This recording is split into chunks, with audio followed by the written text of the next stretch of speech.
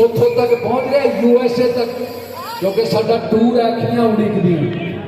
ਔਰ ਤੁਹਾਡੀ ਇਹ ਹਾਜ਼ਰੀ, ਤੁਹਾਡੀ ਮੌਜੂਦਗੀ ਉਹਨਾਂ ਨੂੰ ਦੱਸ ਰਹੀ ਹੈ ਕਿ ਅੱਖੀਆਂ ਸਾਡੀਆਂ ਵੀ ਉਡੀਕਦੀਆਂ, ਔਰ ਤੁਹਾਡੀਆਂ ਜੇ ਉਡੀਕਦੀਆਂ ਤਾਂ ਸਾਡੀਆਂ ਵੀ ਉਡੀਕਦੀਆਂ।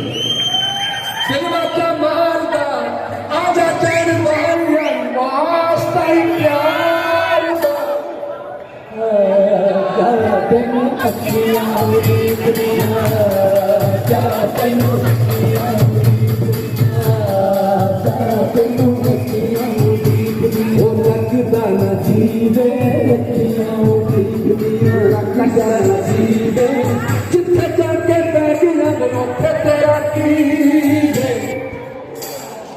ਜਾ ਤੈਨੂੰ ਅੱਖੀਆਂ ਉਡੀਕਦੀਆਂ, ਜਾ ਤੈਨੂੰ ਅੱਖੀਆਂ ਉਡੀਕਦੀਆਂ, ਜਾ ਤੈਨੂੰ ਅੱਖੀਆਂ ਉਡੀਕਦੀਆਂ।